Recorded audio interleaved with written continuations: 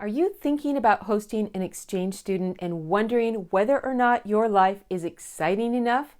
In this video, we are going to meet a single mom who lives in rural Texas and was wondering that very same thing.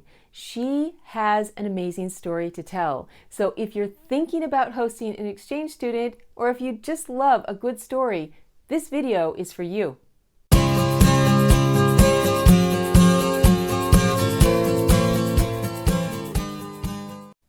Welcome to the ICES Cultural Exchange channel. My name is Brenda Padilla Ericksen. I'm a specialist in cultural diversity, and on this channel, we make videos about all aspects of cultural diversity because our aim is to make your life more fun and more fascinating. And this is a story you're not going to want to miss. With no further ado, let me introduce you to Jami. She's a single mom living in rural Texas. She's going to explain why she was worried about whether or not she would be a good candidate for hosting an exchange student. And then in the next two videos after this, we will hear all about her amazing experience. My name is Jami, and I want to talk to you about why I became a host mom for foreign exchange students. My first time was in 2016. I had two young ladies, one from China and one from Korea. And then in 2019, I had a young lady from Brazil come and stay with me. As a single parent, and a single mom and an older mom, I was a little hesitant about what would I have to offer teenage girls.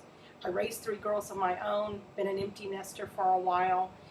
I had wanted to be a foreign exchange student myself, and that never happened. So I decided to open my home to foreign exchange students. I was concerned the first time around because I lived out in the country. There was no neighborhood. There was no one else to be around. That's why I chose two girls, thinking that they would at least have another young person in the house with them. I had a great experience with those two girls. I loved having them. I had them for the full school year, the 9 months, and we did a lot of different things together.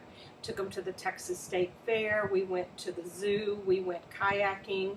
They'd never done that. Took them to San Francisco, to Chinatown, and to see a little bit of that area.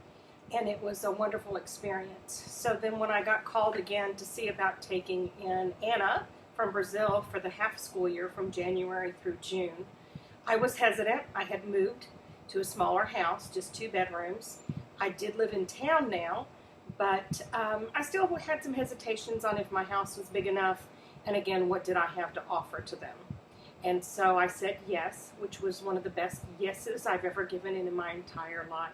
Wow, one of the best yeses she had ever given in her entire life.